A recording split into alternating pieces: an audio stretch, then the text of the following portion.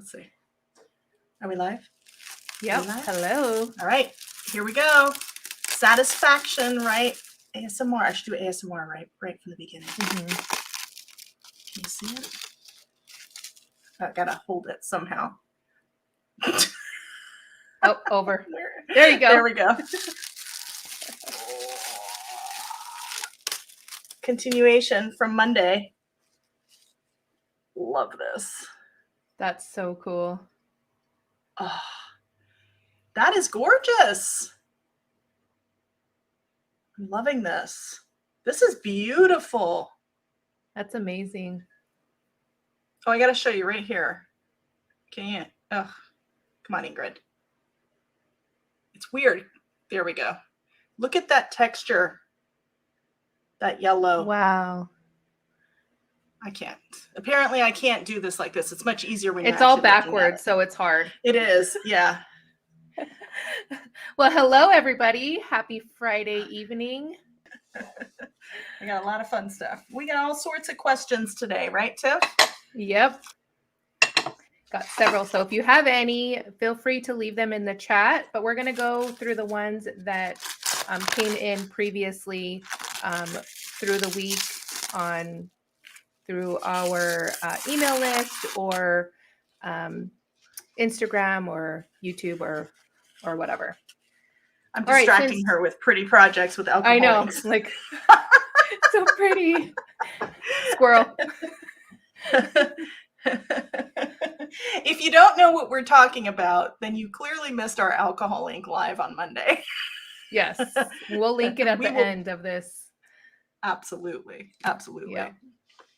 All right. Speaking of alcohol inks, the first question is from Audrey. She asks, what do you use to seal alcohol inks on different substrates? Ingrid, do you want to go? I'm sorry, I'm distracted. My best friend from high school, who is never on my channel, is in the chat. Hey, Jessica. Oh, cool.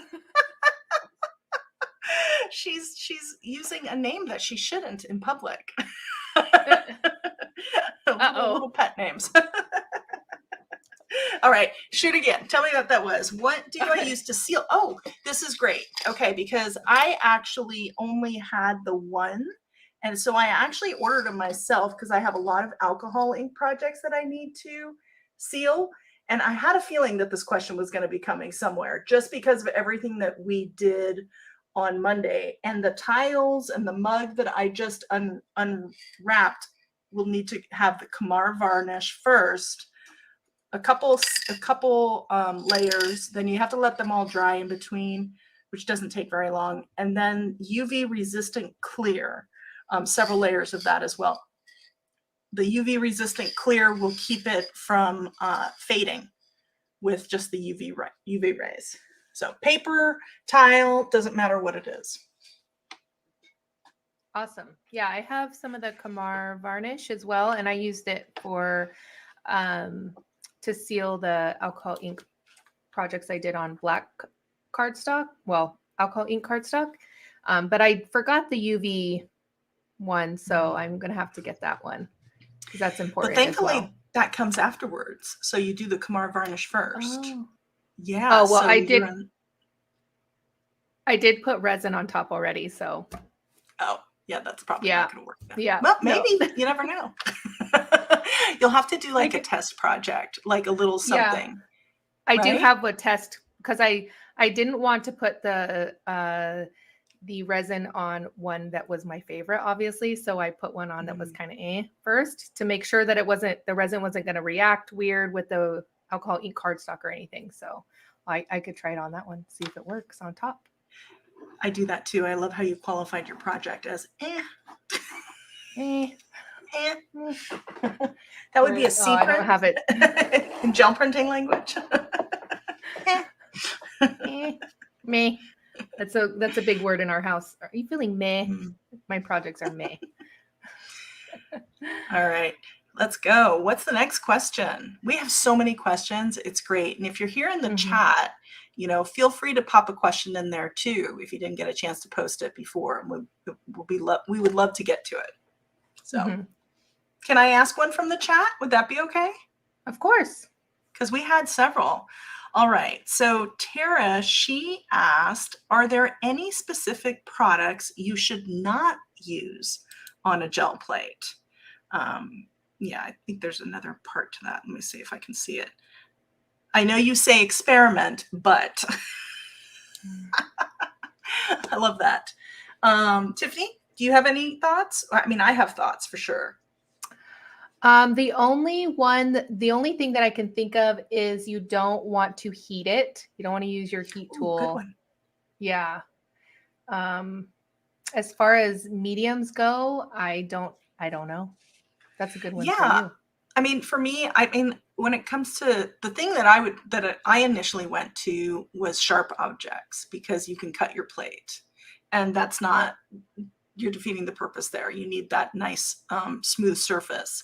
But when it comes to mediums, I mean, you can pretty much use just about anything, except the more water it has. So like if you were to use like true watercolor, that's probably going to bead up a little bit more, and it's going to be a little bit more frustrating to pull a print, but it doesn't mean that you can't use it. So I say experiment. If it doesn't turn out, it doesn't turn out, try again and try less fluid. You can still use things like alcohol inks and things that dry really quickly, and you can still take the pulls, which is really great. It may stain your plate, but just because your plate gets stained does not mean that you still can't use it, because that's not going to come up in future prints. Okay. Sue from my chat, she says, don't use oil paints. Is that? I've never tried, but I have them. Have you tried that, Sue? I'm curious. Yeah. I'm curious. You'll have to leave us some more information. Yeah. Cool. All right. You go. Got another one? All right. Yep. Wendy, this came in from somebody on my email list. She asks, where does mica powder come from? Is it natural or man-made? I think some are natural. I know Tim Holtz, the mica that he uses in his new foundry wax, he says is natural. But I know some people do use man-made. Sorry, I couldn't think of the words. There are a lot of pigments nowadays where some of the more expensive ones like cadmium and other things, and now I would think even like cobalt, think of rocks and stuff that gets crushed, right? Because they used to use cobalt to tint ceramics, the really, really beautiful blue. I'm sure we all have some kind of cobalt. This is not it, but this is more cerulean blue. But that really, really deep, bright kind of blue. They are using that a lot now in products like electric cars to power those. So a lot of the mines in Africa that produce cobalt are now, they've been actually bought out by the Chinese. The Chinese are running them.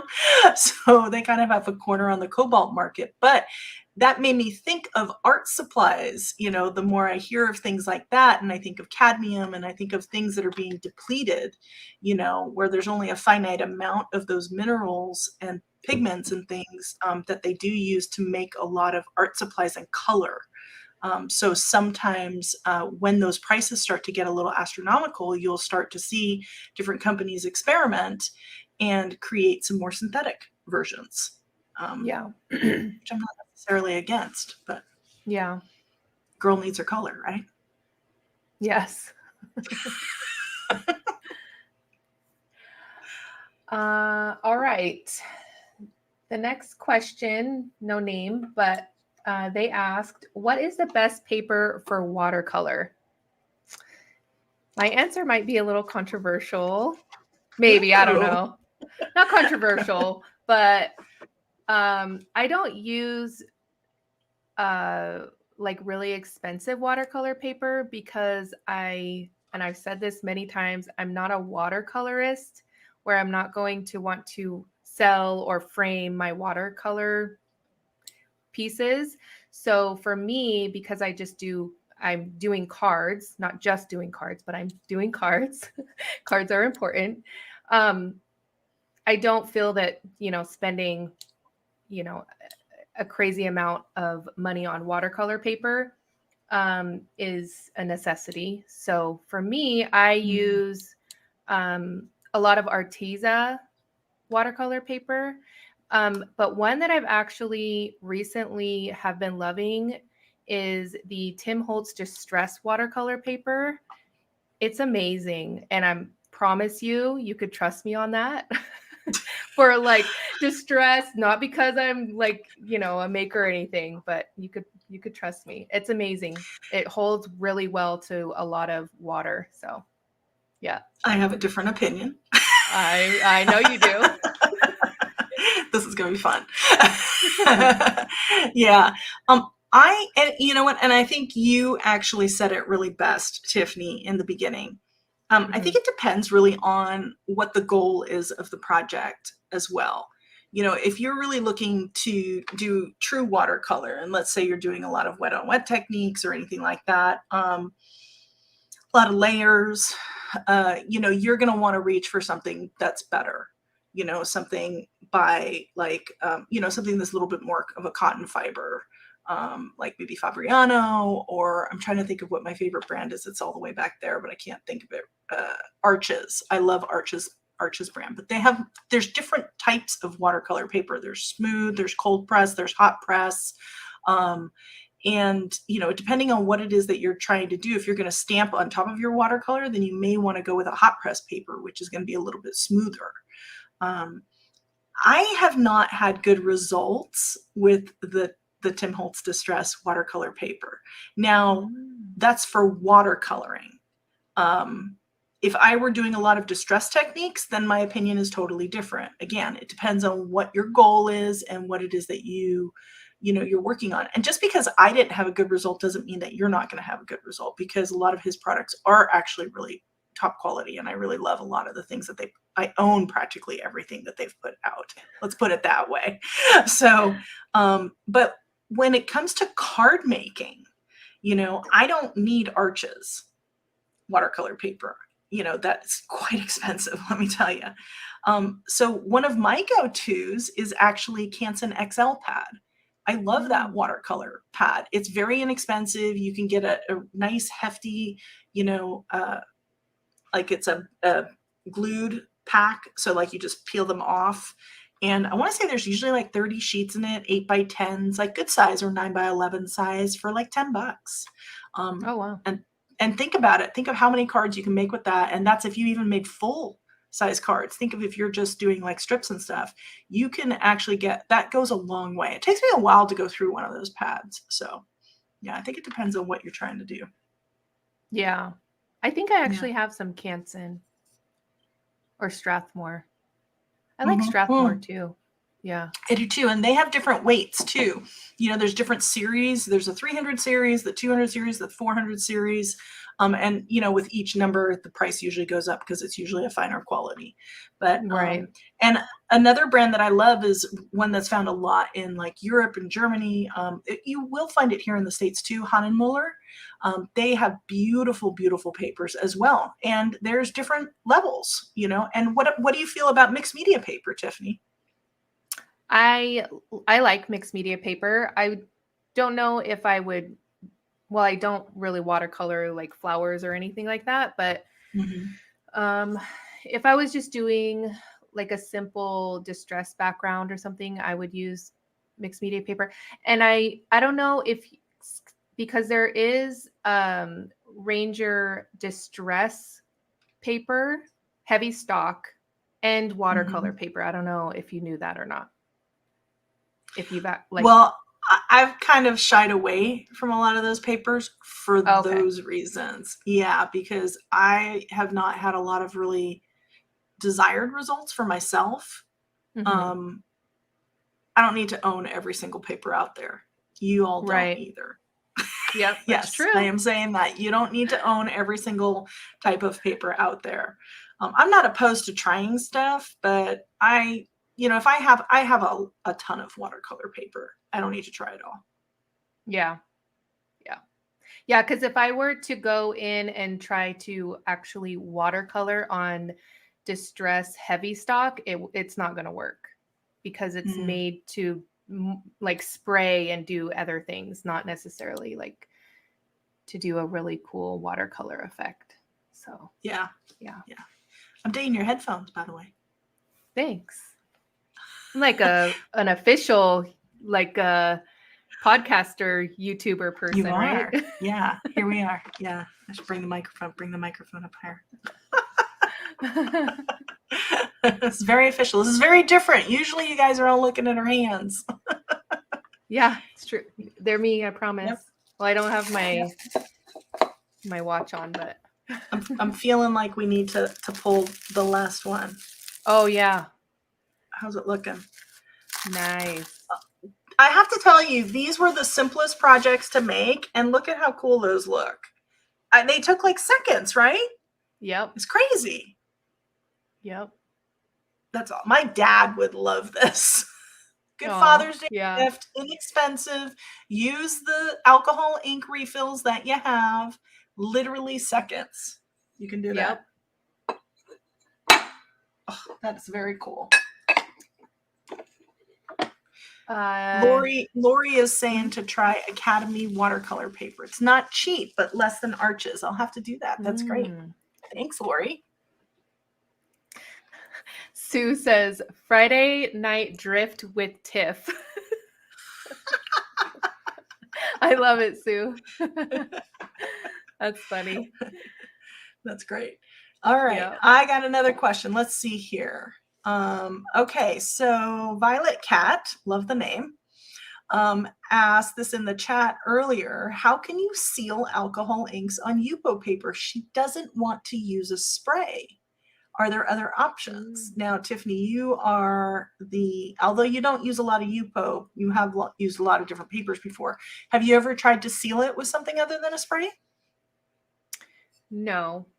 Again, this might not controversial, but my opinion might differ from other people's.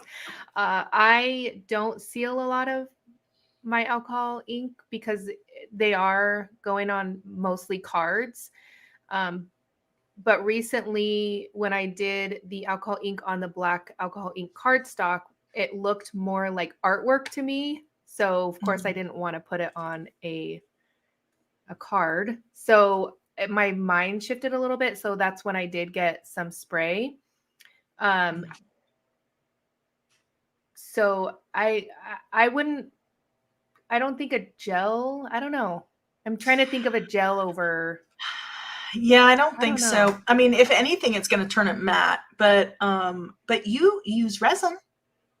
Oh yes, resin. I have yes. Yeah, resin. You've done resin before. And you can make a lot of really cool resin art also, even with Jessica. I don't know if you're still here in the chat. Jessica and I, back in our days, long time ago, decades ago. I won't mention how many decades since high school, but we made jewelry boxes with resin, and we had gotten some really cool foil papers. There weren't a whole lot of cool things to buy in the craft stores back then. Craft stores and big box stores were not what they are today. Scrapbooking didn't even exist back then. Okay, well, not, mainstream or anything like that. Yeah, I'm really dating myself now here. But we sealed a lot of those, kind of like really chip kind of boxes, those really, really thin wood ones, and then made really cool pattern designs. I have one somewhere. I should find it and take a picture. Yeah. Sorry, just answering. Melissa asked if the mug got revealed already. So I'm telling her, yes, it did. Yes, it did. Yep. And it was I amazing. love it. It's so amazing. Hey, Melissa. Melissa tells me that her 40th high school reunion is coming up next month. Yeah, I don't know how that's possible either, Melissa. You look like you're 25, quite honestly. That's amazing. My 20th is coming. Oh, just a baby. Just a baby. Now that I pulled all the projects, so I will take pictures and I will definitely post those. I do have to show though, because I had fun afterward. The next morning, I just decided to Ooh. keep playing, and really did a lot of the like. And this that actually doesn't even do it justice. I'll have to see if I can capture this in a picture because it's so beautiful. It looks just like the ocean, and it has some of the gold. I tried to follow along on your technique, Tiffany, and so I added the gold just like you did. And I added some different colors, but I did blowing techniques with a straw, and it is just gorgeous. I love how it turned out. I've got all these coasters now. Gonna have to start selling them. Yep. Cindy's asking, well, she says, that is cool. How do you wash that? A tile? Mm-hmm. Well, once you seal it, it'll resist everything. So you just wash it with water. Yep. Do you have to seal it first? You have to seal it. That's the key. It's the same thing like when you're making, I'm taking these off of my coasters. All the water was beaded up on top. So same thing, this is just a gel print sitting on top of like just, manufactured wood with a little bit of cork on the back. I did this in a live, I think 2 weeks ago. I also have a video on it. And then once you seal this, same thing, water just literally just runs right off. It's awesome. And what did you seal those with? I sealed them with, that's a good question. What's it called? I forget. It's a because varnish. I know it was like she did a whole video on it. So I'll have it linked in the description afterwards. I'll definitely link the video. I can't the product is escaping me right now, but I can see it. It's a water-based polyacrylic. I can't remember the brand. I got at Lowe's. The first time I used like I want to say a spar varnish, which was, and spar I think is the brand, but it was a polyacrylic, but it was oil-based. And that's the kind of varnish that you would use like to seal wood outside, like your deck. So think about it. If you're sealing your deck and your wood for the outdoors, obviously water is just going to run right off that baby. And it does. Like if I put, in the summertime, I had, like iced beverages and had them sitting on there in the water, you could lift it up and the water just rolls right off. It's great. But the one that I got that's water-based, the problem with that one was it stunk. It smelled so bad because it was an oil-based varnish. So it took several months for that to, yes, thank you, Melissa, Minwax polyacrylic sealer. Thank you, she rescued us. Yes, but the other one, it kind of stunk a little bit. So that's why I switched to water-based and it doesn't smell. Yeah. Yep. All right. You got another one? Mm-hmm. I got another question here. Mm-hmm. So, this will be good for you too. Can you seal, this is Violet Cat, she asked another question. Can you seal gel plate prints so that you can write on top of them for an art journal? I'd like to use the background and then journal on top with a marker or pen. What can I use? I'm thinking you've done this probably several times. I'm thinking matte medium or gel medium or glaze. Yeah, any of those. I would probably use a matte gel medium or something. I like matte things. Me too. Yeah. Yeah. I have glossy, but I don't reach for it. Yeah, and then Posca pens on top. Yeah. Or like a Stabilo all pencil would work too, but then you'd probably have to seal that also afterward. Yeah. Because it can run. Yeah. Yeah. Definitely. Or also Faber-Castell pit pens. Pit markers. Those would work too. Yep. Or gel pens. Oh, yeah. Yeah. Yep. No worries, Tracy. Nobody is ever late to join. We're just hanging out. On time. We're just hanging out. Crafty friends. I'd love to know if anybody's crafting. If anybody's crafting, let us know. Yeah. Oh, she says one product you should not use on a gel plate is glossy photo paper. She learned the hard way. Interesting. Probably because it's inexpensive and it doesn't have as, I don't know, it's probably not sealed as well. I wonder if my more expensive glossy paper would work though. I don't know if I'd want to waste that though Yeah. on that. Yeah, because you wouldn't really be able to see it. So Yeah. I don't know if it's worth trying. Ruin a gel plate. yeah, right. Exactly. Yeah. Exactly. What's the difference? Okay, so Irene's asking, what is the difference between the different brands of alcohol markers? I have no idea. I don't really use alcohol markers, so I don't know. I don't either. I just had this Yeah. conversation. My friend Amy's in the chat with her today. She said that she just bought the entire set of the Altenew alcohol line with actually all the reinkers. And I thought of you. I was telling her about how wonderful that deep blue you were using on Monday in our live, because that's just gorgeous. That's a gorgeous, like deep, I'll call it a midnight blue. And she has the Copic line as well, and she had also had Spectrum alcohol ink markers. I just think, I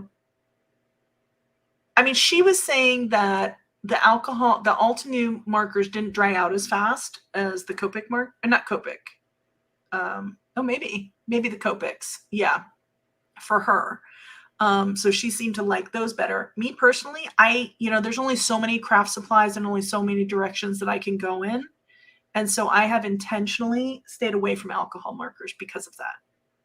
I know it's not a very popular opinion, but. Yeah.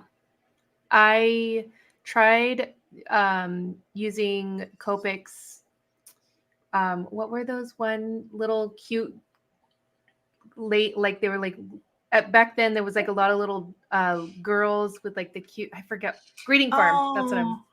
So I had a few, but I couldn't get the hang of it. And so I got rid of what I had. I mean, it wasn't many at all.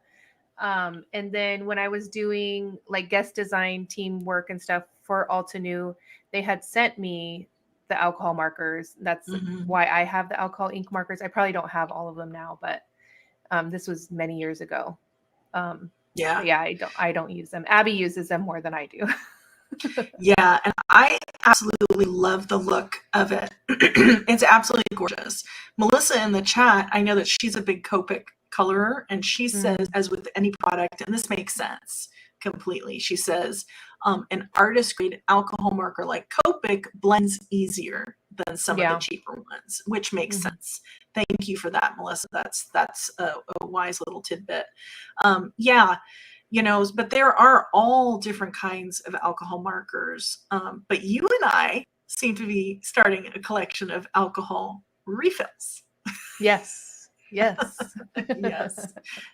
I am very quickly accumulating. And a matter of fact, after Tiffany and I went live on Monday to work on unexpected surfaces with alcohol ink refills, I actually ordered, it's already here, the Pinata gold that I talked about, because it had been on my list for forever. I wanted it so badly. And I was so frustrated because I couldn't find my espresso refill. Of course, it was right in with everything else, but I found it after I reordered one. So now I have two. Oh, that's too funny. Who else has done that? Anybody? Ordered something. Michelle says price. Sorry. Price, definitely. That's definitely a difference between them, for sure. For sure, definitely. And I wonder if you get better deals probably if you start buying the sets too, I'm thinking. Yeah. Yep. Yeah. Cool. Thinking about what I know now, like about how important the paper is, how important, how many different types of paper. I probably was using the wrong paper, even though I could remember back then knowing people would say, oh, you need to use this, but I probably wasn't using what I was supposed to. So yeah, I remember I have a friend we have a couple friends actually that are big, alcohol ink marker colorers. Laura Volpez is one. She's got amazing tutorials on her YouTube channel. I'll link that in my description as well. But I had a friend, Cindy, and she was just really known for her alcohol ink coloring. And she tested extensively different papers, because you're right. So much of this does, just like with watercolor, it comes down to paper, right? Yeah. If you're going to spend your money somewhere, paper is going to be one, and it's one that a lot of people ignore, and it's the same thing too. It's something that can hold people back even with gel printing. They're like, I don't want to use my good paper on that one. That's the opposite of everything else, right? You don't need to have the best paper to do make incredible prints and gel printing, but with like coloring and things like that, and alcohol ink is a very fluid medium, right? So I would think the same thing. And I know that she actually, out of all the different papers, Catherine Pooler's paper was one of the best Wow. that she liked to use. Yeah, Melissa's agreeing with me. Cindy's an amazing colorist. Amazing. Like, really. Then there's also, what's that other paper? The yellow, Bristol, is it Bristol? Bristol Smooth. Yes. So like when you're using like Zig, not alcohol markers, but the watercolor markers, those are great. Like that is one of the best papers to use for that. It's just so super smooth. So yeah, surfaces matter. Yeah. Yep. Cool. Sorry, it's just a random thought. I was like, it's a great thought. I was doing it all wrong back then. Alyssa asks, do you sell your artwork? What do you do with all your artwork if you don't sell it? I wasn't planning this, but I'm hiding. This is what you do with it. You hoard. This is just like one of 100 baskets. Okay, Ingrid said it first. You hoard. This is called Crafty Hoarders. That's the show right now. Crafty Hoarders. Yeah. Yeah. Yeah, I love to keep projects, and I keep them for two reasons, because I teach classes, and a lot of times a lot of the videos that I will end up doing techniques on, or if I'm doing an online class, I obviously keep those samples because they're really good for educational purposes. But I also I do send stuff away, and that's why I like to make multiples. I don't know about you, Tiffany. I do tend to get some things from time to time from some crafty people, just saying. Hey, that's really nice.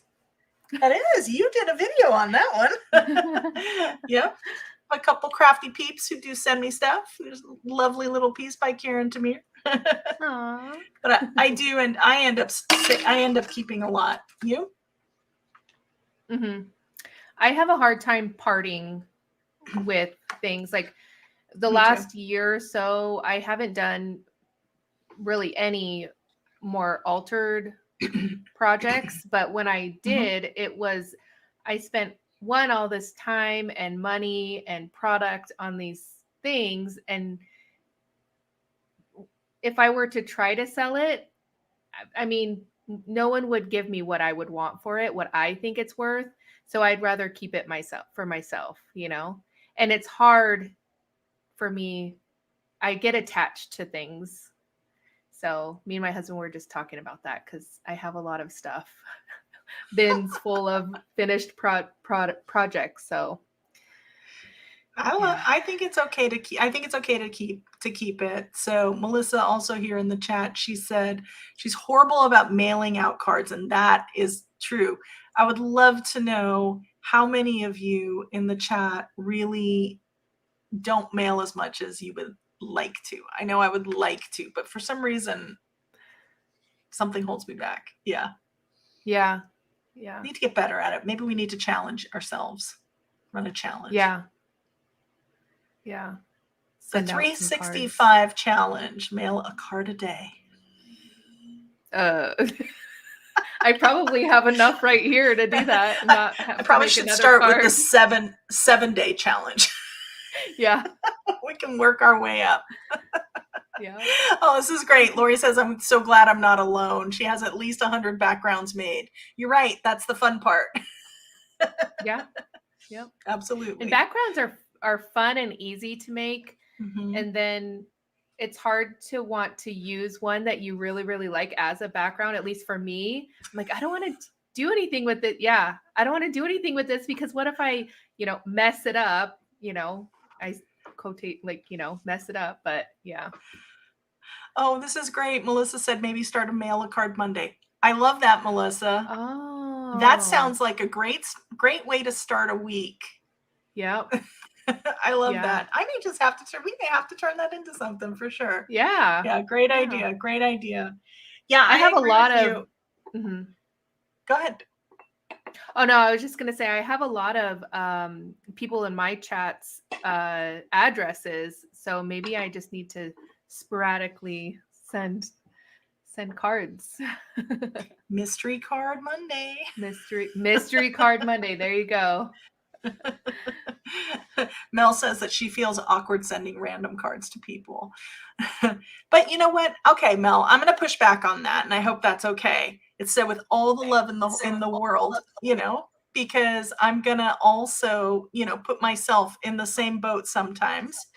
I feel like, and this might be why I tend to gravitate towards, sentiments like, just because, or hello. I use hello a lot because that way it's not such a big deal, I think, to mail a card, because I would love for somebody to just send me a card.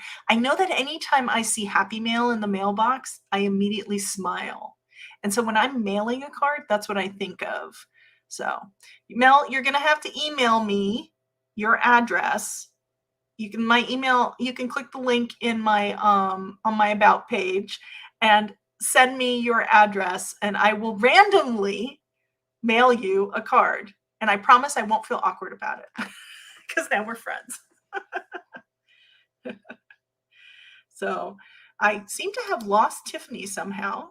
She's gone for a second, which is totally fine. She'll be back. Tech issues. You all know how that is. Now you get a full view of the room here. I've got all my messy cards back there, but I have art all around me. It makes me happy. Yes, please do that, Mel. I would love that. All right, so I am going to answer a couple more questions that I have here. Mora, she is asking, she's saying that she struggles with layers using stencils, and she wants to know if I can give the secret to getting a good print layering this way. Well, that is an excellent question, and I have probably two things. So when it comes to layering with stencils, one of the biggest things that you have to remember is that you want the you want the layers to be dry in between. That's the biggest key.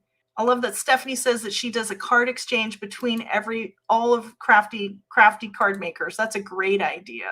So Mel says she knows that she's supposed to wait for her layers to dry in between, but she's so impatient with a gel plate. Yeah, I know. I hear you. That can be a struggle. So when you're working with layers, one of the things that you want to do is you want to fully let things dry. I like to leave the stencil down when I'm layering, if I'm doing multiple layers, and that helps me to get this kind of a look. And I'm doing a free Zoom class on this technique because it's kind of like a style that I've adapted, and that link is in the description for everybody. It's really a fun technique, so I would love for you to join us. It's going to be, yay, Tiffany's back. It's going to be in mid-May. It's totally free, and I'm going to talk a lot about it in depth. And the cool thing about that is you'll also have an opportunity to get on camera in case you are missing, kind of not getting it, so we can actually problem and troubleshoot things right in the moment. Welcome back, Tiffany. We had all sorts of tech issues there. Karen popped in here and let me know that I wasn't even public. My live was unlisted the whole time. So, wow. So sorry for all of you that are just joining and wondering where this live has been. We've been actually live since 8:30. That's what replays are for. Yeah. So Maura, I don't know if that totally answered your question there, but that is my secret. One of the other things is to really balance light and dark. just like you would with anything else that you work in crafting, whether you're watercolor painting or doing alcohol inks. If you have all the dark, if you have all the, there's a link for my email list in there, Mary, and I think you're already on there. And that will take you to my email list, and then I'm going to be mailing the list out, all the details. I'm just actually finalizing the dates and everything right now. So, because I need help from people with that class. When you're balancing light and dark, it's important that when you're doing different layers and things like that, that you're kind of thinking of that. So one of the things you have to be cognizant of too is the type of paints that you're using. If you're using transparent paints, for instance. So I encourage you to, if you don't know whether a paint of yours is opaque, meaning that you can't really see, I cut out there for a second. Yeah. I thought it was me, so I was like not saying No, anything. everything was gone. Yeah, that was weird. We're having all sorts of tech issues tonight. What's going on? Wow. What's going on here? I don't know. Okay, well, hopefully that was the last of it. You'd think we've never done this before. My headphones died, and I was trying to grab my other ones that are hooked up to my other computer, and I unplugged, obviously, my camera. So, yeah, there you go. There you go. And I literally, for my job, am on Zoom all day long with clients, and I teach Zoom classes, and sometimes I'm on a podcast or things like that. I'm constantly dealing with all these things, and you'd think that we would not have these issues since I do that so much, but apparently not. So no, technology has a mind of its own. So it really does. It really does. All right. So why don't you tackle another question? Lynn asks, I remember you said you need to use blending solution with pearls, but do the metallics work with isopropyl alcohol, or do they need blending solution too? So the pearls, you have to use the blending solution. You don't have to use the blending solution with the metallics or the mixatives, but they will like rub off a little bit or flake off a little bit if you don't use the blending solution, because it's not going to be, not sealed, but what's the word? Set. It won't set with just isopropyl alcohol. Again, I create cards mostly. I don't mind it a little bit, kind of. Me either. Yeah. So, and most of the time I am splattering with, the metallic. So unless so no, to use the metallics, you don't have to use blending solution, but if you want it to be set, then you do. Like if I were to use a lot of the mixative, or what's the other one? Alloy. That's what I was looking for. Yeah. To mix in onto it, like I did the tile the other day, then I would use blending solution, because that's a lot of it on there, and that I wouldn't want just coming off, if that makes sense. Yeah, it's so funny. I literally just showed everybody that blue tile, and it's probably somewhere right in front of me, and I can't see it because that has some of that, the mixatives in it, because I think that's what I used. Here it is. Okay. Yeah, so like this, Tiffany. Mm-hmm. So yeah, it's and because this is on a tile, this is going to need to be sealed too, because it's kind of rubbing off. So that's definitely something that, depending on what it is that you want to do, if you're going to make a card and sending it to somebody, I don't know. Yes, Mary asked. She asked if we could seal alcohol ink with distress glaze. Have you ever tried that, Tiffany? Yes and no. Well, I won't say no, but I've tried it on Yupo paper or craft plastic, and because it's plastic, the distress glaze does not set on there. I've tried it. There you go. Yeah, it's distress glaze, I think, would probably work better on a water-based product, right? Yeah, definitely. All right, let's see here. I've got another question. So Mariana asked, being a longtime card maker, she has wanted to try gel printing for ages. You totally should. I think I might have a video or two on it. I've only got one session under my belt and realized quickly after watching the tutorials that that she finds extremely inspiring. Thank you. I was a little heavy on the paint. Ooh, okay. That's very common, actually. I was the same way the very first time I tried it.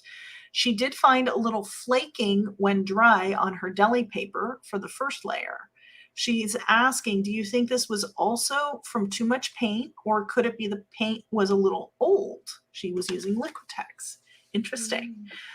Generally when paint, especially Liquitex, I'm thinking you probably have some of the more heavy body acrylics, possibly in the squeeze bottle. If they're old, they tend to look a little grainy, kind of. And it doesn't really give the best look. I have a couple paints that are starting to get, I really should toss, but you know, let's be real, people. We don't toss anything, do we? No, it's We'll better figure to out a hoard way. it. We'll figure out a way to use it. But you know, also too with fluids, if you use too much paint, you will generally see like some ripples or some sort of weird kind of texture. That's not necessarily a bad thing, but it can also very easily, you know, probably be moved, or you'll bump it, or like for me, if I have too many layers, I can put that off a piece. My guess is if it was flaking from your deli paper, it might be that it was a little either maybe dried on top of another piece but didn't fully bond. So it very easily came off, and it could just be also that it might have just been also old. It's quite possible. So, yep. Interesting. Yep. I got another good one. Mm-hmm. This would be good for both you and me. So this question was, how did you get into card making? And any thoughts on how the industry has changed or evolved? Okay, let's go. No, I'm just kidding. It's bye. No, just kidding. That's a good one. That's a good question. Do you want me to go first, or you want to go? Yeah, go for it. How'd you get into card making? So we lived in San Diego area, and I was in a lot of play groups, like Mommy and Me play groups. And this one lady, she was a Stampin' Up demonstrator, and she was doing I think it was a Father's Day layout. And I thought it was the coolest thing ever. And all it was just matting the photo on the, you know, the paper, and then the stamping. The stamping is what, I'm a stamper. I'll always be a stamper. And then she did another one, like a card making one. And, you know, we couldn't afford a lot back then. So I was like, you know, hey, you know, to my husband, do we have a few extra bucks? We can go to Big Lots or like the dollar spot at Michael's or something. So that's how I started. And then it just went from there. All took Yep. off. Yeah, it's funny. I bet you there's a lot of, I would love to know in both our chats, how many people started with Stampin' Up. Because I have to say that I feel like Stampin' Up took this, it really helped to create, this industry created long before Stampin' Up was created, long before Stampin' Up ever existed. And actually, when Stampin' Up first started, that was before really heat tools and where people were like embossing and stuff, I think, you know, over flames. It's been around for a long time, over 30 years, believe it or not. But just like you know, when it comes to card making, I actually I was a scrapbooker since my friend Jessica, who was in the chat, I was introduced to scrapbooking through a Creative Memories consultant in the mid 90s or early to mid 90s. And just kind of went down the scrapbooking path for a while, and there really wasn't a whole lot of product out there. But when I would go to Michael's, I would wander down the one aisle where on half, and only half of the half, would have stamping supplies, right? and there weren't papers, there weren't really a whole lot of things. And then scrapbooking kind of took off. Then you used to have the pattern paper and the awful cardstock that was at Michael's. awful cardstock that was at Michael's. And there were the cheesiest stamps, and they felt like they were always the same stamps on big wooden blocks, and every now and then you'd see an acrylic stamp. And there wasn't really a whole lot. You had the pigment pads, the color box pigment pads. That was all there was. And there weren't really a lot of choices. So I was a scrapbooking instructor back in the day for AC Moore, which was a rival to Michael's. And they similarly also had a very poor stamping aisle. And a customer of mine invited me to a Stampin' Up party. And I was just like, yeah, okay, I'll go. And back then you had to buy the catalog. So I spent $10 for my catalog, and my another really good friend of mine, Dorothy, I bought her a catalog. And over the couple weeks leading before, I had so many pages with Post-it notes on it, 3-4 things written on every single Post-it note. You couldn't even see the book. I wanted so much stuff. And I was like, this is ridiculous. I picked up the phone and I called the company and asked what was involved. How can I get a discount, right? So they told me everything. I overnighted my contract in. I broke my leg the next day. This is all a week and a half before, 2 weeks before the party, by the way. And I was a Stampin' Up demonstrator. I still went to the party because it was during celebration, and I wanted, to support my friend who was having a party, because that's what you did. Mm-hmm. And I still bought $80 worth of stuff and still have those stamps to this day. Wow. To this day. I loved it. But I went down the rabbit hole so fast, and I was with a broken leg, surgery, the whole bit, couldn't walk, sitting in my bed, learning how to stamp, learning how to make cards for a few months. And I really honestly haven't looked back since. Now I just tend to do more mixed media, but that's how I got into card making. Yeah. And I always used to send cards, back in the day. What about you, Tiffany? Did I send cards back then? Did you ever send cards back? I used to buy cards all the time and send them. I used to buy stationery, colorful stationery. Mm-hmm. So I'm not surprised that I became a card maker. Oh, before I started card making, did I send cards? I sent a lot more than I do now. Yeah. For like Christmas, but not birthdays. Yeah, not really. I don't think. No. Yeah. And actually, now that I think about it, even before then, or maybe it was around that time too, I used to buy a lot of like DJ Inker stamps and things like that. These are companies that are before, early online shopping. I mean, I'm talking like late 90s, early 2000s. And I made a lot of gift tags at Christmas, but I spent so much time coloring them with chalks and colored pencils that I would make everybody give it back to me, and I would use it again the next year. Is that terrible? Am I terrible? You'll all have to tell me that. I couldn't. They can throw my artwork away. Yeah. Yeah. No, my mom, so when I first started, it was just basically paper, and I forget the brand. I want to say it started with a B. Maybe. I don't remember. Okay. Oh, Basil or Basil. I'm not really sure which way it is. Maybe. They have so many different colors. Great paper. Great cardstock.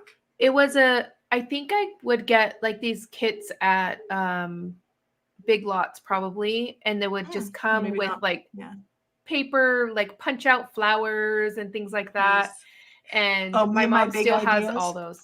Oh yes, you know what? Me and my big ideas. Yeah, those were so fun. Yeah, back in the day when scrapbooking was massive, and this is going probably to the second part of the question. Mm-hmm. How has the industry changed? Because back then, scrapbooking was king. Scrapbooking was everywhere. There were all these great magazines, creating keepsakes, and great card books that you could get all the time. But sadly, a lot of those companies, they're not around anymore, which is unfortunate. Was it Paper Tray was another one, or not Paper Tray Inc., but Paper Tray, I think, was another company. There were so many. But as the scrapbooking company, it's funny because as the scrapbooking companies started to go away, card making kind of started to flourish, because you really only had like the Rubber Stamper, I think, is a magazine that still actually exists, I think, or Rubber Stamper. And you had like companies that still are around, like Stampscapes, some of my favorite. I own literally every single stamp that Kevin Nakagawa has ever created, because his line is beautiful, where you piece lots of different cards together, or stamps together to create scenes. He's still designing. I think he's been in business for like 30 years. But a lot of, like Mary's putting in here, a lot of stamp stores have gone out of business. Same thing with scrapbooking stores. They were so great. So many popped up, and then, yeah, just like so many small businesses, they've all kind of gone the wayside. But the industry kind of shifted to online, and you now have the opportunity to buy so much more online. Back then you had a lot of stores that were, like in Utah and places like that. There were a lot of stores that came out of Utah. Mm-hmm. Yeah. What was the first company you ever bought any products from? Other than Stampin' Up. It wasn't Stampin' Up because I couldn't afford Stampin' Up. Probably whatever, like, because Big Lots had like these packs of like random colored strips of cardstock. I mean, it wasn't the best cardstock. Stampscapes. Yeah. Go ahead. So I don't know if there was a brand, just whatever Big Lots had, or a thrift store. I would find. I think I did get a Stampin' Up stamp set from a thrift store once. From a thrift store? Wow. Mm-hmm. Yeah. I love Stampin' Up stuff. Stampin' Up makes, they've changed a lot over the years too. Their styles, they used to have a lot more art supplies in the catalog than they do now. Now everything is private labeled for them. But like they used to have a lot of, artsy things that you and I would like, Tiffany, like rainbow pearls and pigments. Also, I'm trying to think of the pigments that are different on darks and lights. Oh, good Lord, I can't think. You find like them in the art color stores shifting. Now. Yeah, kind of yeah. They used to have a lot of those type of products, and you could do a lot of watercoloring with that. There were so many things that you could do, and a lot more done with like chalks and stuff. And today it's really more. And they had different styles of ink pads. They had their craft ink pad, which was more the pigment line. They actually had fabric ink pads as well. There were all sorts of things that you can do. I actually have, it's funny how we keep these things, right? This was a tile that I did in a class, a Stampin' Up class that I taught, I don't know, 2003. I still have it. That was a celebration stamp set. Oh, you know what? I think my first, which I thought was a big purchase. I'm going to grab it real quick. Yeah. I'll be right back. Go for it. Oh, good. I'll answer a couple of these questions that we have in here. Basic Gray. Thank you, Melissa. That was the company I was talking about. Basic Gray. Yeah, I kept saying Paper Tray, but Basic Gray, that was a great company. Yeah. Lori said she started with Creative Memories too. Maura, also a few Creative Memory events in Stampin' Up in Chula Vista. Fun fact, Maura, back in the days when I was a restaurant manager, I trained for Marie Callender's in Chula Vista for 3 weeks. Yes, I love all that kind of stuff. I saw a really good question in here too. Mel had asked, are there drills or exercises for stamping? She said she's terrible at it, even with a platform. So one of the things that I would ask is, what type of stamps are you using? Do they have some sort of foam to them? If not, I would consider getting like a mouse pad or something to put underneath your paper and see if that helps. Sometimes you need that little tiny bit of give to get a crisp image, and be patient with yourself. One of the things that you can do, find a lot of people make a mistake with is they press too hard. And when you're pressing really hard, then your hand starts to shake a little bit. You may not notice it, but that is what causes that kind of shake on the image. So just straight down, straight up is what you want to do with stamp. Wow, I need to do a stamping tutorial. It has been a long time since I've actually stamped and actually done a video.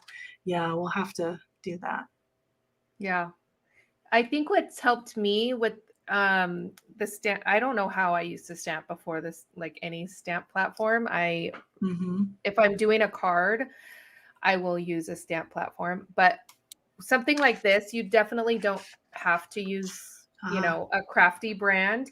I've seen some people use a dry eraser because it's basically the same material on the bottom. So if you have one of those laying around and you just wipe it over top of the top of the surface of the Misty. Yeah, the Misty. Or whatever platform you're using. Yeah. Yeah, that's helped me a lot. Especially I have paint in my hands, so it's helped me with that as well. So Fiskars also had a stamp. They were the first ones to have a stamp platform, quite honestly. It's kind of like a press. So it's kind of like got squishy little legs, and you can just very gently push it down. I'm pretty sure it's still available, and I think it comes in different sizes too. Just very easily down. I would really, you know, and gosh, I just want to do lives all the time, like live Zoom, so I can see what people are doing and the struggles that you actually have, because when I can see what you're doing, it's very easy to help you course correct. You know, I've been teaching this for decades, and it's so hard, you know, sometimes with just a chat, but I would just love to, we'll have to do that sometime. Sorry. Yeah. I'm just like committing us to stuff left and right. Yeah. But definitely find your pressure and be graceful. You know, I mean, have a little grace for yourself. It's okay. You know, I find that generally if you don't have the right surface underneath whatever you're doing, and if you put too much pressure on the top, and maybe try a different ink. You know, it could also be that, you know, especially if you're using like pigment inks or things like that, try a dye-based ink. And you know, if you're using, I don't know what kind of ink you're using, Mel, why don't you type it into the chat? You know, because that could matter too. She would do a stamping class, she said. Yes, paper also matters. Go with smooth surfaces. If you use porous papers, I'm sorry, Recollections by Michaels is not a good brand. Sorry, Michaels. Distress oxides. Interesting. I would try stamping with dye-based inks. And I would try Catherine Pooler inks. Catherine Pooler inks are hands down to me the best to stamp with. First off, the colors are crisp. The colors rival distress colors, but distress, not oxides, distress inks are not great to stamp with. They're phenomenal to do all sorts of other things. And to me, every single stamper out there needs the Catherine Pooler line and the distress line, and it completes the rainbow in ways that you just have never even thought of. I've been saying this to Tiffany for years. She literally just got a lot of Catherine Pooler inks recently. Yep, I did. What were you waiting for? Tiffany? I don't know. You know, just I don't know. Me to run out of things to buy? No. I love it. So many of my friends are popping in here. It helped that the live is now public and not unlisted. Yeah. That helps a little bit. That does help. That does help. The Circle Guru. Hey there, Chickie. She's beautiful stamper, very, very talented. She says that and very true, when you're buying Catherine Pooler inks, make sure you're buying the refills. Definitely. Think of it like a car. A car is only going to go on one gas tank for so long before you need to actually add gas to the car in order to get it to run really well. So they are worth every single penny, All right. So, got any other questions there, Chickie? No, but I have my first stamp that I can remember that I got. I was so proud of it. Actually, this isn't the first one, but this is one of the first ones. Why am I surprised? See, you have been in that style since the very beginning. I love that. Yeah. What's the brand? Do you know? Inka Dinka Doo. Inka Dinka Doo. You bought that at Michael's. I sure did. Or Big Lots, yeah. It was my big purchase. And I most likely used a coupon. I was going to say, because yeah. that size stamp at a big box store would probably run you what, 12? Yeah. At that time. Yeah, because there wasn't a whole lot to choose from. Yeah. Oh, well, everybody's saying they have that stamp. We should bring it back. We should use it, and bring it back. That's awesome. I love that. My very first stamp was a plaid background stamp. It was a plaid. Well, okay. I shouldn't say that was my very first stamp. It was not my very first stamp, because my very first stamp was not Stampin' Up. My very first stamp was, I have it in a box in the other room. It might have been a Christmas stamp, believe it or not, now that I think about it. Shocker. I'm actually starting to get anxiety because it's the 22nd of April and I haven't made a Christmas card yet. Hey, you know what? I have a solution for you. You do? There's a Card Maker Success Summit coming up soon. It's probably Christmas themed, right? It's going to be in July, actually. Yep. It's to get the jump Christmas in July. Yep. I have a feeling that you're an instructor. I am, actually. And I don't know if I'm able to share. I don't have it next to me, or else I would probably break the rules and share. But yeah, I'm excited for this one. Yeah. I love that. Tiffany is an amazing instructor. If anybody gets a chance to ever hear her teach live, she's phenomenal. Phenomenal. As you all know, because you've seen her on your channel. For sure. I don't know what's going on with my voice. My voice is like I have a frog in my throat. I do still have a question or two if you're up for it, Tiffany. Sure. All right, cool. So let's see here. Okay, somebody asked, do you have any local brick and mortar stores in your area? Really? You don't have any? Not even in Vegas? Isn't there a stamp store in Vegas?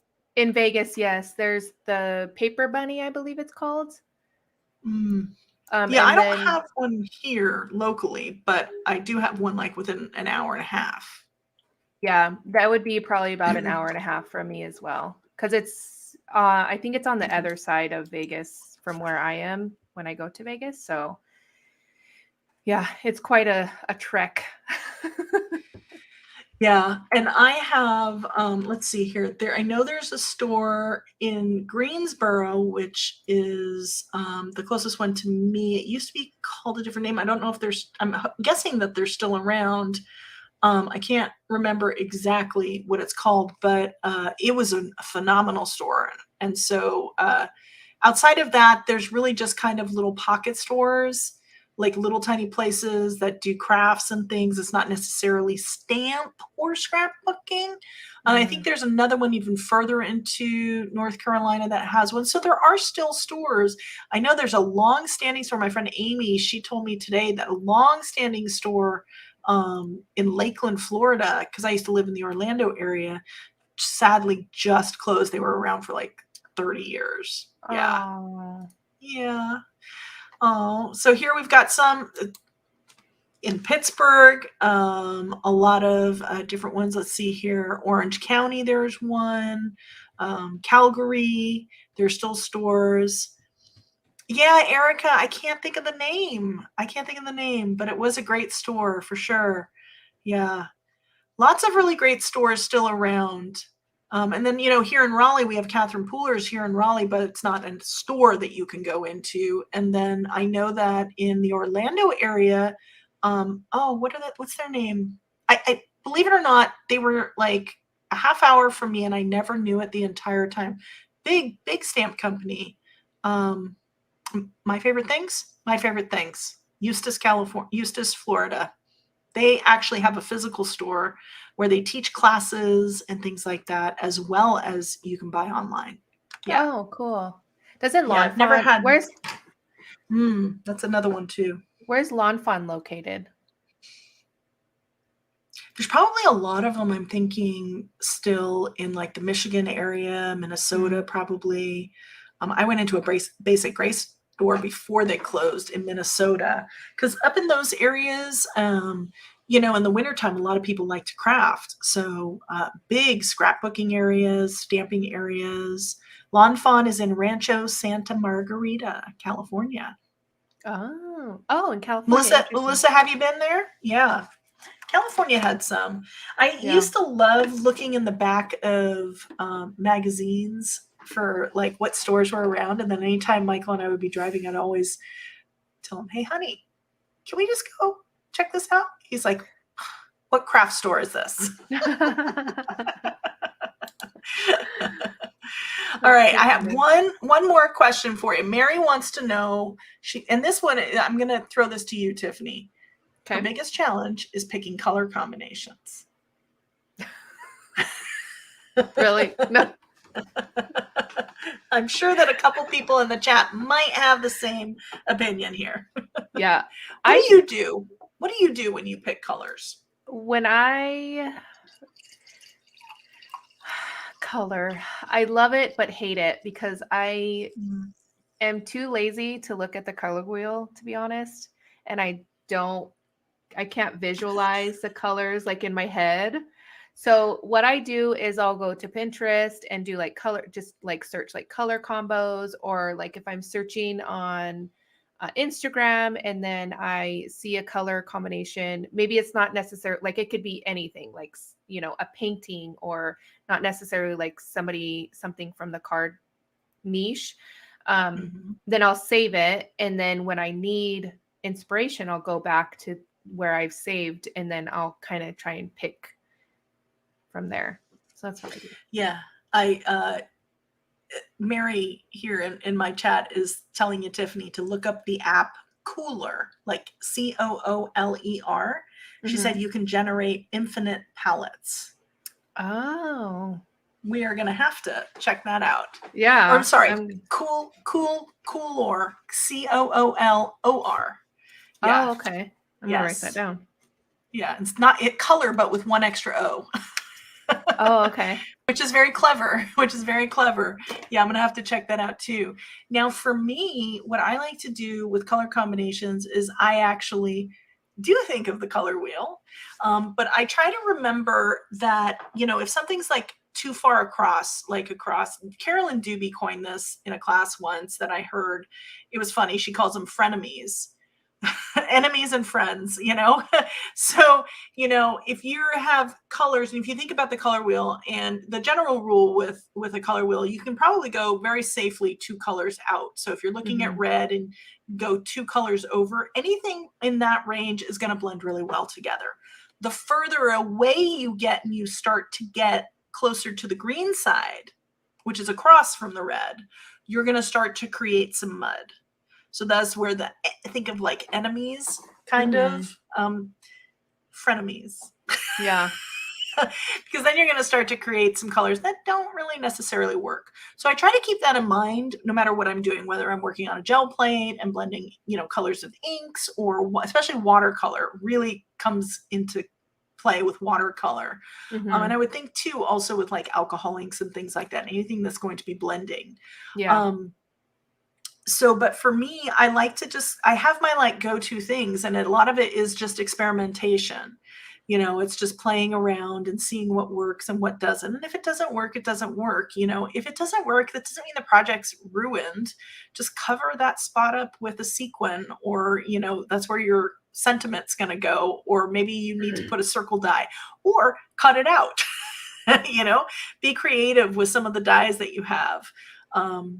Projects are never totally done, or add a lot of splatter in that area. You can never have too many splatters. No, you can't. In my opinion. Too many splatters. Yep. Cool. All right. So you had a question earlier, something about your favorite products or something, I think. Oh yeah, there was a question that I remembered from Instagram. I didn't save all of the ones. There was a few from Instagram and I forgot to save them. But one that I remembered was, what are your top 5 crafty products? There was more to the question, but I can't remember. It was, top 5. She started to tell me this and I was like, oh, don't tell me anymore. I want to answer this live. I don't want to think about it. Top 5 Crafty products. Yeah, it said something Okay. like tools or whatever. Well, see, those are 2 different things. Okay. Yeah. I'm going to lump it all into one. Okay. Things that I cannot live without. Absolutely can't live without. And this probably might have changed even just from the last couple questions. Yeah, I agree, Lori. It is a great question. I cannot live without my glass mat. My glass mat is the surface that I blend and I use for just about everything. Smushing. I love my glass mat. It's like life itself for me with crafting. Outside, I can't live without my gel plate. Sorry. It's just like attached to the hip. I don't even know how many and how many sizes. I got asked a question about how many sizes, what size gel plates should I get? I got about 5 that you need. 5 different sizes. And then let's see here. Okay. I named 2, you name 2. Let's go back and forth here.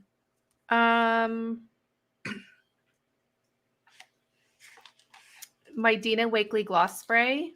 I'm trying to go by what I cannot live without, like on the top of my list. You talking about all of them or just the white? No, just the white.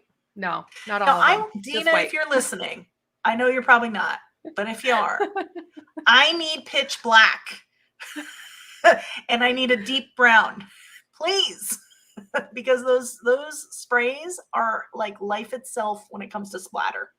Yes. My second one would have to be this stamp set. Yes, I own that now thanks to you. I own Yeah. a lot of things thanks to Tiffany. Sorry. Entire Ranger alcohol incline. It's too funny. Those, All right, so those are my top your 2. Your top 2. Ooh. Okay, I'm going to. This one might surprise people. It might not. I don't use them all the time, but I honestly, my craft room, it's one of those things that makes me happy. Mm-hmm. And it's one of those things like when I want to stamp, this is what I want to use. And those are my Stampscape stamps. Mm. Yeah.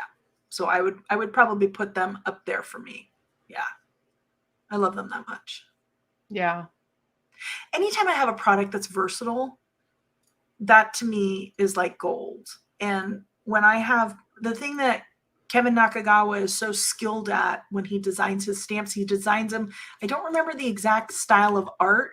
It's like little dots that create the image. It's not a drawn line. It's little teeny tiny dots. Oh, wow. So it takes him so long to create an image. It's really actually very, very cool.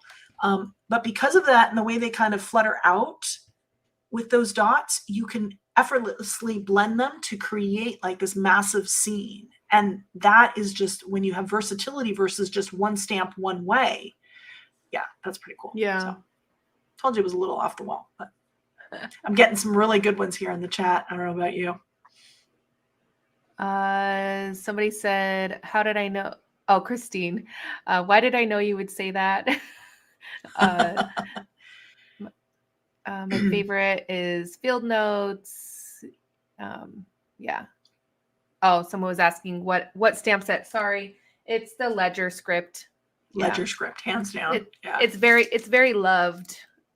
So mine's brand new. You need to break it in. No, it's been used, but it's like new. Yeah, yours is loved. The sign of a good stamp. Yes. Yep. All right. There's one in the chat that I also can't live without, and that is my embossing guns. Oh, yes. Yeah. Let's just say heat tools. Heat tool. Yeah. Heat tools. Because I have several different kind, and I don't want to have to. Nope. I don't want to have to pick between them. That's like between children. You can't do that. Yeah. Yeah. Heat tools. Yep. Yeah. And by the way, embossing is the thing that sold me on stamping. Like very many here, I'm sure. Anyone else in the chat or the replay? Yeah. Yeah. Stamping in general was when I was like, wait, you put ink Lennon on is this here. thing? Oh, hey, Lennon. Lennon is going to be stamping too. Yeah. Sorry. Yeah. Okay. Go ahead, Tiffany. Oh no, just when I think her name was Lindy. When she would put I was just mind blown. I was like, put ink on this rubber thing and then stamp it. Like it was just like the craziest thing to me, but the coolest thing at the same time. I was totally hooked. Yeah. Yeah. You know, it was really funny because back in the day, one of the earliest, and this is going to actually surprise you, Tiffany, because I don't think I've told you this story before. One of the very first stamp techniques, it was shortly after I had joined Stampin' Up, and my upline, she held a meeting. There were only 3 of us there. She's now got this massive team, but my friend Rose, I've talked about her in videos before. We did an alcohol ink technique. It wasn't like alcohol ink. We used dye-based inks with isopropyl alcohol on a cotton swab or a cotton ball. And we did it on glossy paper to get a really fun little effect. Now that I'm thinking about it. Yeah. Wow. That went back, didn't it? I'm surprised you haven't said alcohol inks. Well, I have it on here, but I could, well, I don't know if I could live without them, but it's not my top, you know? So I could name mine off really quickly. Go for it. This little journal, alcohol inks, all of them. This tool. Love it. What is that thing called? This is from LDRS. I don't know. But, what do you all call those things? I always think of a hamburger patty smasher. That's what it looks like to me. It's called a or a sombrero. A sombrero. It should be called a sombrero. Yeah. Oh, what's that movie? And he's getting the guacamole out of the hat. Yeah. Too funny. Despicable Me.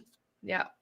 Uh-huh. And my new favorite is the Sizzix Switch Plus. Is that what it is? The Switch Plus? Because I don't have to crank anymore. I cannot live without that one anymore. Yeah, I'm wanting that myself. Yep. She's enabling me. And distress sprays. Yeah, and I love my distress inks. It's too difficult to choose 5. I can't. No, that was way more than 5. Like 10. I can't. On my list. Gel plate, and I didn't even say brayer because I can't do anything without my brayer either on a gel plate. So gel plate and tools. Yeah, I need that as well. My Stampscape stamps, which I love. I gotta have my heat tools because you need to emboss. And by the way, I totally screwed up embossing. I'll have to tell that story some other day. But I was that person that over embossed everything because this is why I'm not allowed to grill meat because I burn everything. I'm great in the kitchen, but don't let me touch a steak on the grill. Yes, which is why I wrecked every single embossing project when I started. Yep. Oh, I love that. We don't all know everything from the very beginning. I'm just like everybody else. Yeah. All right. I do have a question though. And maybe you have some thoughts on this. A couple people asked this. They're new to gel printing and they have over 100 colors of like regular acrylic craft paint. Now they didn't both say that, but they both have a lot of different acrylic craft paint. And when I hear craft paint, what brand do you tend to think of, Tiffany? Like crafting store? Yeah, like the cheap one from Michael's or like Walmart or something like that. That's Deco what I would think of. Or something. I'm thinking, yeah, like those little tubes, like the little acrylic paints that you like do crafty projects with. That's what I'm thinking. She says, is there a way to thicken said paints to use them for gel printing? Which is, I thought, an interesting question. What do you think? Maybe. I've thickened gesso with cornstarch before. Interesting. Like it was really thin. I think it was the collab we did all together with that's right. The trash. Yeah. Or well, it's trash or whatever, but yeah. Yeah. But have you tried that on a gel plate? I haven't. No. Interesting. Okay. Yeah, I haven't, you can use those because I use them on a gel plate. They're not the best. Like somebody had asked earlier, I think Melissa had asked earlier, about the Dilutions paints. Dilution used to have their acrylic paint in these great little jars that you could open, and they were beautiful paints, but they switched them into these little squeeze bottles. And when they did that, I don't know if you have any, but I feel like they're thinner than they used to be. And I can't get them to work really well on a gel plate, which is so disheartening because they have some of that. The Dirty Martini is my favorite green, period. Right? You know that green? It's gorgeous. Yeah. But I'm so disappointed because I can't get it to work because I feel like it's a little thinner. Yeah, which is sad. So like when you have fluid acrylics and you have those struggles, you know, you could try, I don't know, you could try, I just think I just need to get different paints because it's just too frustrating. I don't want to be frustrated and have to add something to my paints every single time. It's just as frustrating when you use really, really cheap acrylics. You get what you pay for. Like those, my first set was like a Marie, it was called Marie's, and it came off Amazon. It was like $10 or $15, and you got like 24 colors or something. Yeah.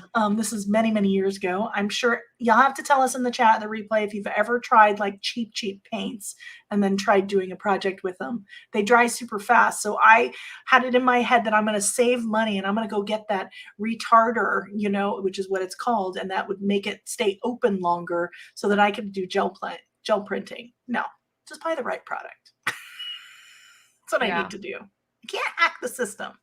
Can't hack the system. Yeah. All right. Sharon says that she added corn flour and cornstarch to her thinned art glitter glue and it worked well. So she thinks that it might work in paint too. Tiffany's going to have to do a video on that. Yeah. Cindy's asking, has anyone used distress paints on a gel press? I want to say that I tried, and they're too because they're super water based. I remember it not working like I wanted it, but I wasn't doing like a huge experiment or anything. I just remember trying them because I really liked. I wanted to use them for the colors, and it didn't work for what I wanted. Yeah, that's the thing is when they're too thin, it's hard. It doesn't work as well. I have a lot of people chiming in here. Tara says that Golden has a paint thickener, and you could definitely try that. So if you have that color that you absolutely love and you want to do that, but if you have to do that with every single one, it makes the process not as fun for me.